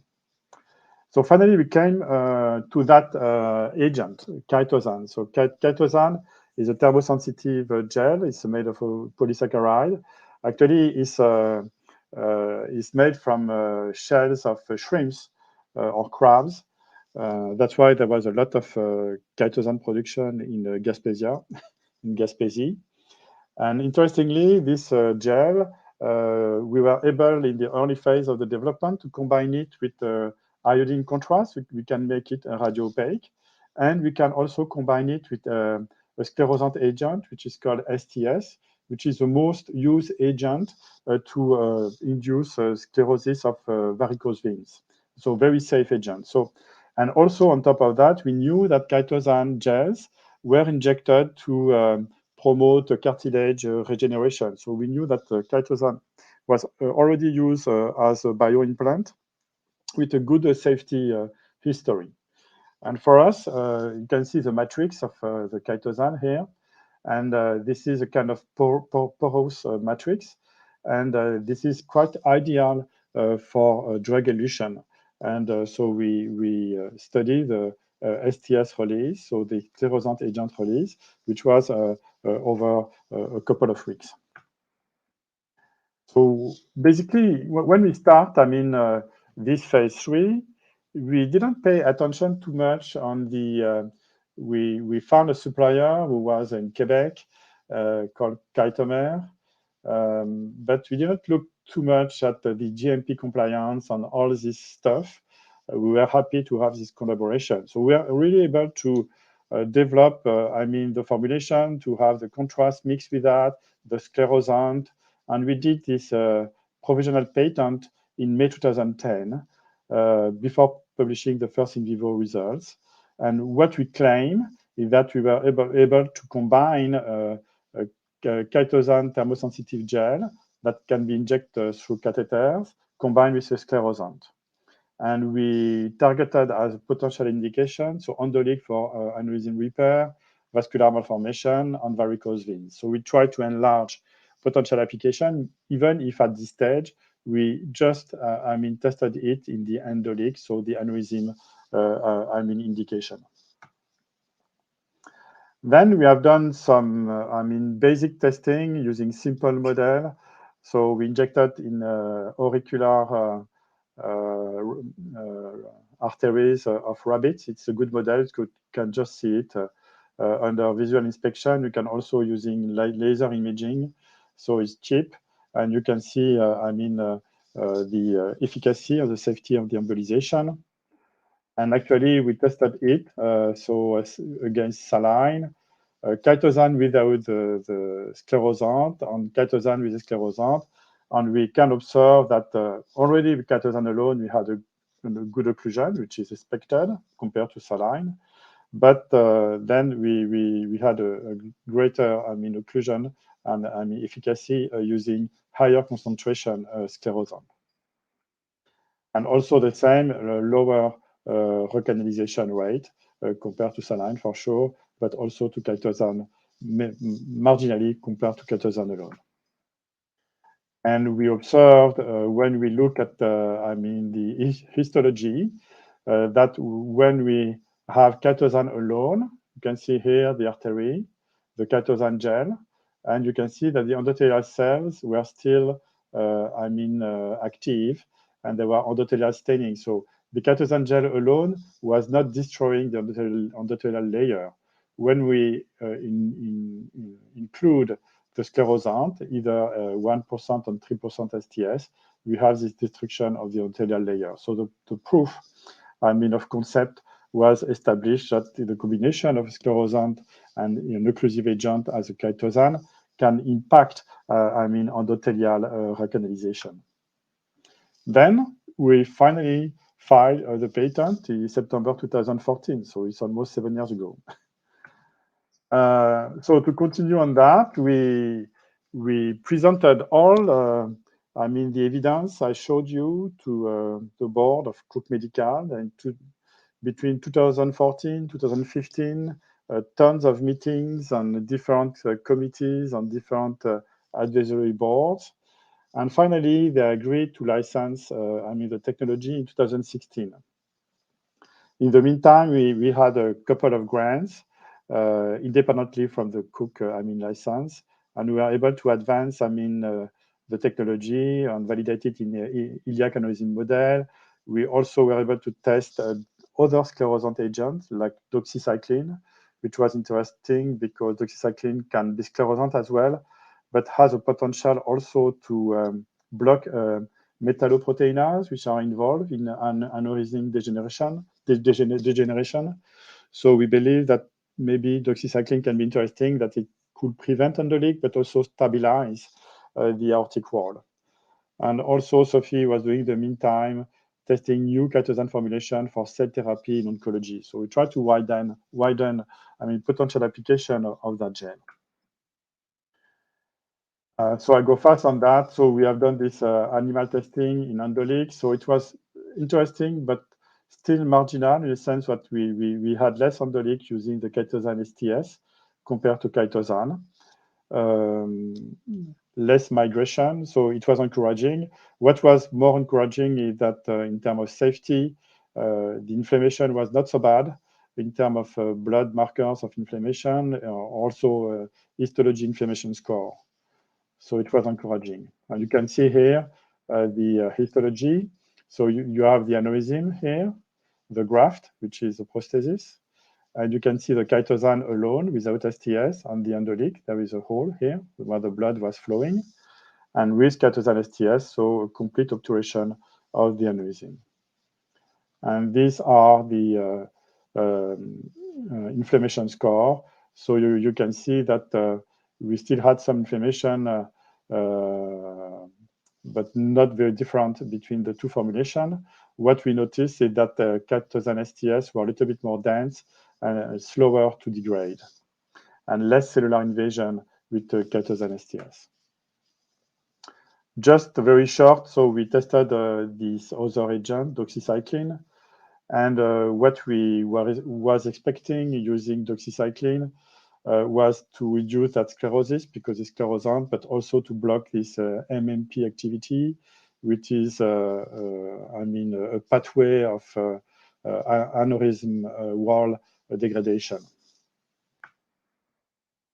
And the same, so we prove using different concentration that starting at 0.3%, we were able to destroy the endothelial lining with that formulation of Ketosan doxycycline. We also did a characterization of the doxycycline release and prove that we can inhibit metalloproteinase activity, which was also good evidence. We also have done testing of that gel, the doxycycline gel, in pig renal arteries. So now, in the meantime, we advanced with Cook, and finally, they signed the license in 2016, but they agreed to invest, in the technology just in June 2019. So a lot of negotiation on what was the background or the foreground IP, lawyers involved in that. At the same time, we licensed just the Ketosan technology combined with the sclerosant. So it was really the patent, but Sophie was also developing other Ketosan Ketosan-based therapeutic approach. So for oncology, using cells, killer cells for oncology. So she wanted to protect that. We also had to protect the use of blend Ketosan, so without any sclerosant. So it was really very difficult to negotiate, all these issues with the company. And finally, to agree on a statement of work with very strict go and non-go milestones over the two next years, so between 2019 and 2021, and also all the confidentiality agreements.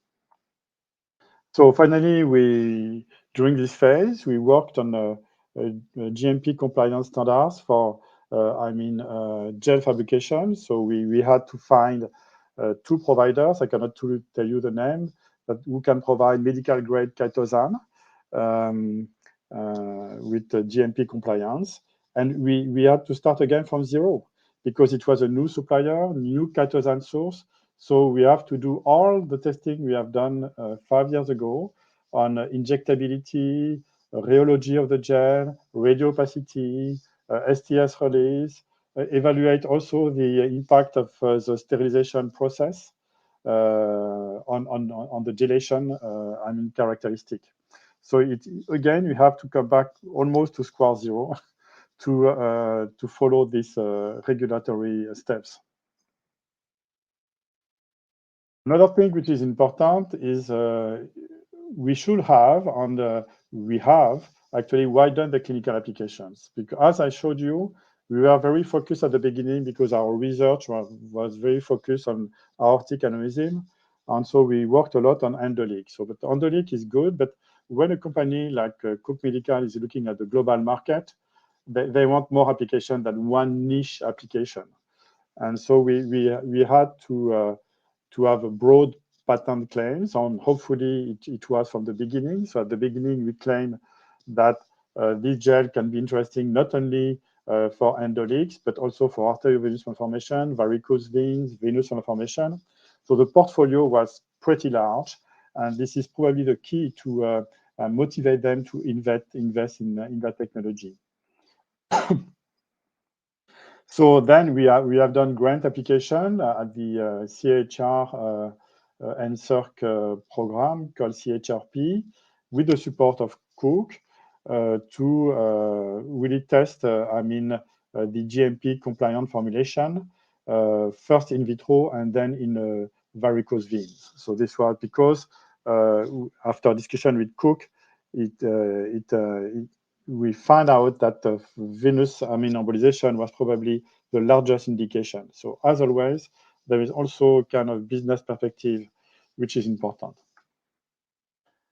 So as explained, we had to redo all the bench testing of the gel in different phantoms. So when we had to widen the indication, we tested it in arterial phantom. You can see here kind of bifurcation of arterial bifurcation. We tested different gel formulation to see if it was okay in terms of vascular occlusion. We developed a model for arteriovenous malformation. So it's kind of small beads inside a tube when you have a quite high flow circulation. And so this model was good to simulate AVMs. Again, we found out just one formulation was compatible with that model. And finally, we tested our famous endoleak in an endoleak model. So we kind of aneurysm with a tube and a realistic blood flow. And we using that model, we found that one formulation was maybe better. And finally, we simulate a vein made of PVA to recreate venous embolization. And two gel formulations were compatible for that. So basically, following this new in vitro testing, we end up with two formulations. Those two formulations, everyone agree with that. The compliance was okay. And so now we are in the phase where with the combined the grant from CHRP and additional investment from Cook, we are testing those two gel formulations in 20 pigs in a venous model, so internal maxillary and inferior gluteal veins in pigs, which are close to the size of the vein we want to embolize in humans. So saphenous veins, also veins you can have when you have gastroesophageal varices, or ovarian veins when you have venous insufficiency in ovarian or spermatic veins. So they are quite the same size, and this is quite a realistic model. And we have a double-blind,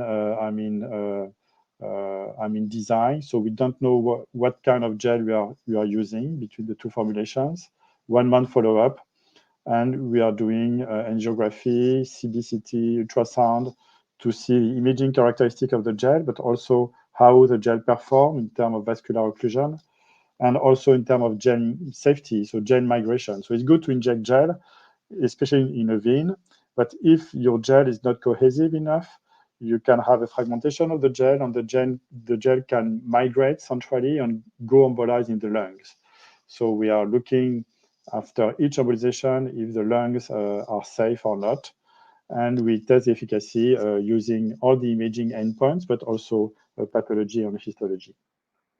In the meantime, also, still to enlarge the indications, we are testing the gel for a smaller, let's say a niche indication, which is venous malformation, a kind of congenital disease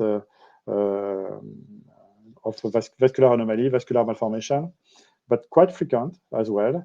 And so we have a collaboration with a group at Brussels. They have a model of venous malformation in mice, in actinic mice. And so we compare different groups, saline, Ketosan with a sclerosant 1%, and the standard of care, which is STS foam. And as you can see, this is pretty interesting because both Ketosan and Ketosan STS really have an impact on the size of the residual vessel, residual malformation, and it was significant. Not a big difference between the Ketosan and the Ketosan STS, but clearly better than the current standard of care, which is the STS foam you can see here. Also, interestingly, when you look at the endothelial expression, when we add, the STS, the sclerosant, we have less endothelial expression. So now we are in a phase, we have, I believe, good in vitro data. We start to have convincing in vivo data for the venous embolization. We have convincing in vivo data for the venous malformation, which is a smaller indication. So I hope we will be in a good shape to convince Cook when we complete that 20 animal study to invest in now a real GMP in vivo study, because what we have done in the lab for the pig study is not a GLP. GLP is very, very expensive. So what we are doing is a proof of concept we can publish.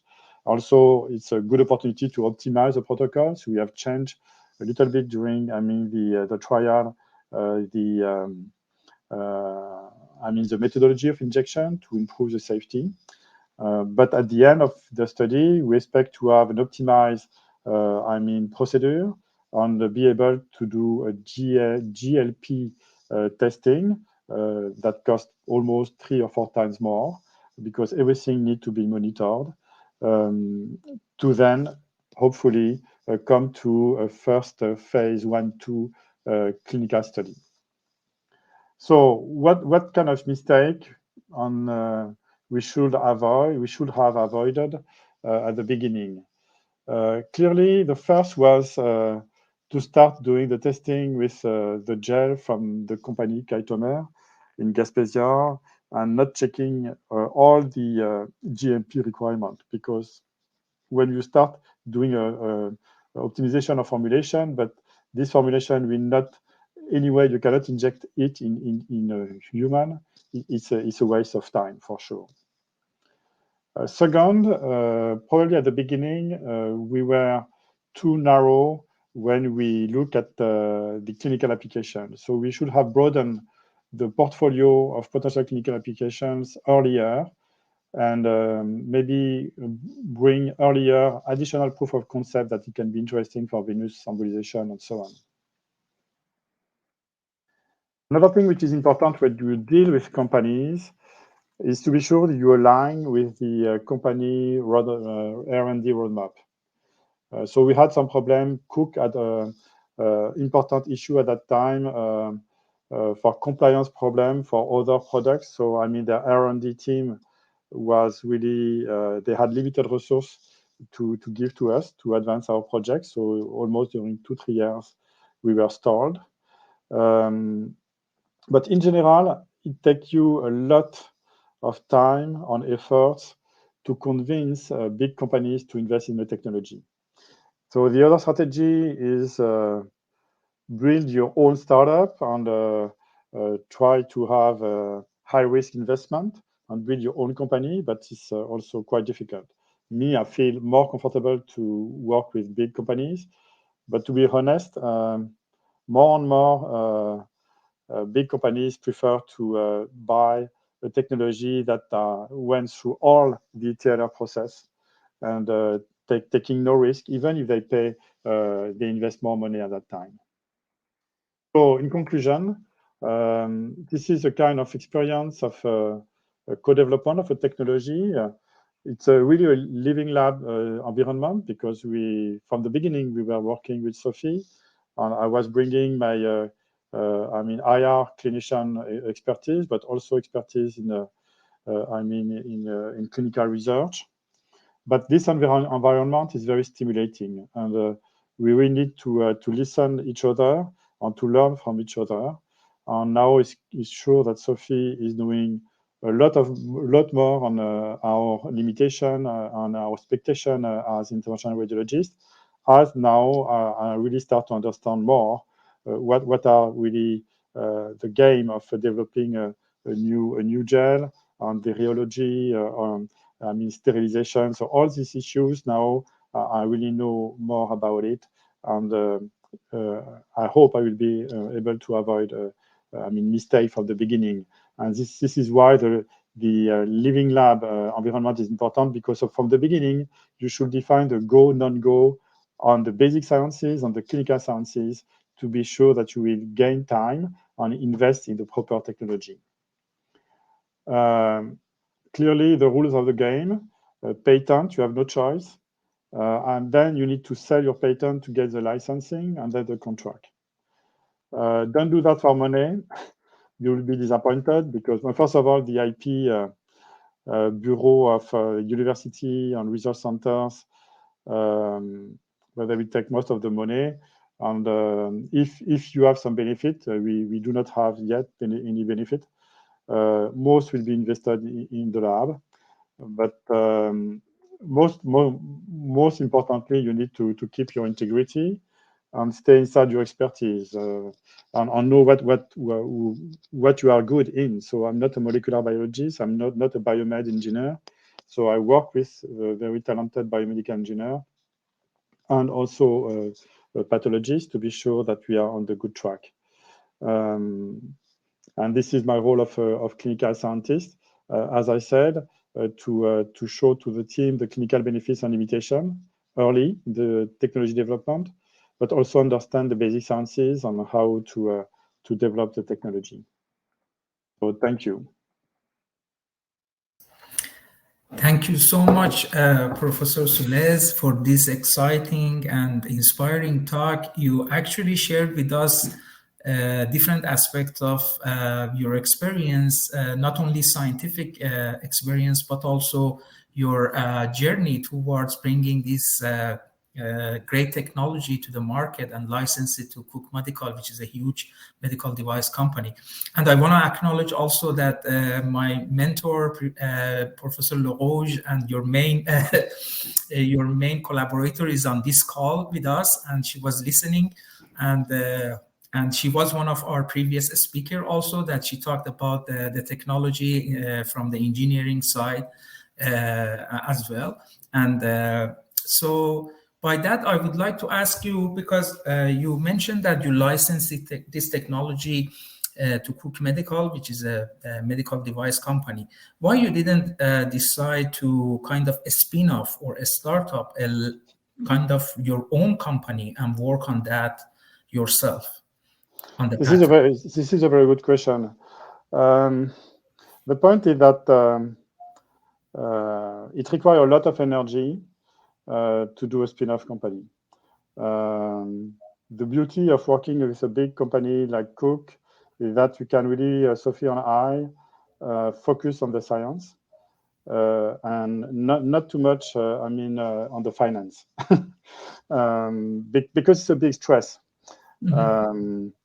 But again, as said, when I look at other technologies I am working with, more and more they are spin-off on a high risk. And I believe this kind of collaboration with big companies, it will vanish in the future. This is my impression in the future, technology transfer. Because those big companies don't want to take risk anymore. But Cook is different in a sense that they are a family-owned company. So they have probably a higher propensity to invest more on long term compared to a company on the market that want short-term benefits. Perfect. Yeah, that's true, and it needs lots of energy and time to kind of spin off a technology from the lab. And now we are working with a colleague to do that, and I feel the pain. So, and the other question that I had, because you are talking about the new material like Ketosan, STS, or different material that you mentioned in your presentation, and you are trying, I mean, you did lots of evaluation in vitro, in vivo, and also I don't know if you did preclinical, but have you ever filed for FDA regulatory through Cook, or Cook did that so far? So Cook, there are other players at Cook that we will take care of that. Okay. So the point is now what we need to prove. So the in vitro testing has been done. For the in vivo testing, as said, it's not GLP. So it's clearly, I mean, feasibility, safety, and optimization. Then if they agree on the results, I cannot tell you the results, it's confidential, but if they agree and they find the results interesting, then it will be possible to do a GLP testing that can be filed for the FDA. Perfect. And maybe one more general question, because I know that you have also other commitment after this seminar, is more about your, because you're wearing different hats as somebody who developed technology and transfer it to industry, and also a clinician and also a scientist. So how do you balance this work and as somebody doing different tasks? Well, the beauty of the clinical scientist status in Quebec, so when you had the FRQS scholarship at that time, is that you have a half-time protected. So I am half-time in the lab and half-time in the cat lab. So that's good. And now with my tenure position, I can continue on that, even if my scholarship is finished. So I have dedicated protected time to do that. And but to me, this is probably the most rewarding part of doing clinical cases. I'm very specialized. You are obliged to specialize when you do, clinical science, clinical research. But combining your clinical practice with research like that, this continuum is very, very interesting, actually. Thank you so much. We have Dr. Annie Lamontagne with us. Annie, do you have any question? You're muted. You're muted, Annie.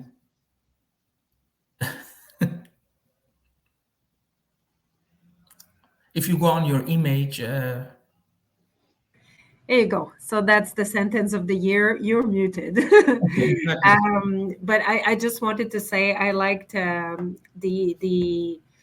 your main motivation for working with a big company is to concentrate on science. And I think this is also the role of TransMedTech and other actors who actually accompany the projects, is to leave the scientists do science and take care more of the more bureaucratic and helping finding the expertise and go on with regulatory and other bureaucratic. So if we save all this work and the scientists don't go on the spin-off way, I think we can also speed up the process and attract more people who are not necessarily entrepreneur. Not everyone is, but do want the translational science to get as soon as possible to the patients. Yeah, so I am working with spin-offs. So I'm working with Starpax with Sylvain Martel. Mm-hmm. Also working with Vita, who is a company for aortic aneurysm vulnerability assessment. So when you are working with them as a scientist or an expert, that's fine. But me personally, taking the risk of raising the money, be responsible for that investment and so on, I'm not comfortable with. But maybe I'm not a businessman, but that's life. No. So thank you so much. I think it was very nice to share not only the good shots, but also the more difficult times and what it means, the learnings. And it's certainly, I know that we have the innovator in residence, Nicolas Tremblay, on the line, and he appreciates this. He's is at SHRM also, and as entrepreneur in residence, really appreciates to have the contact with the clinical research. Okay. Thank you so much. Have a nice afternoon. Okay, bye. Have a great day. Bye. So I just want to announce that we are continuing this symposium after a short break. I will put a Zoom link because we have 2 professional development sessions, breakout rooms for entrepreneurs who are seeking, advice from Nicolas Tremblay and also Gilles Sabatier, who are talking about their journey towards technology transfer and also different roles in industry, and also another parallel session in another breakout rooms with Professor Anen and myself, that we're talking about our experience and journey to become a PI or academic advisor in the university. So now I'll try to put this link, and I already sent to all participants the information of the Zoom. But yes, this is the Zoom link that you can join us in 5 minutes, and then we get through the breakout rooms and we discuss freely. It's a kind of interactive, very friendly chat with the student trainees to kind of, ask, you can ask your question and also get the response from the moderators. Thank you so much, but I keep this platform on. So if you want to click on the Zoom, or if you have any question, I will be here to answer your question. And also I start the Zoom now, so you can join there. Thank you so much, everybody, for joining us today, and it was a pleasure to have you here in this half-a-day symposium.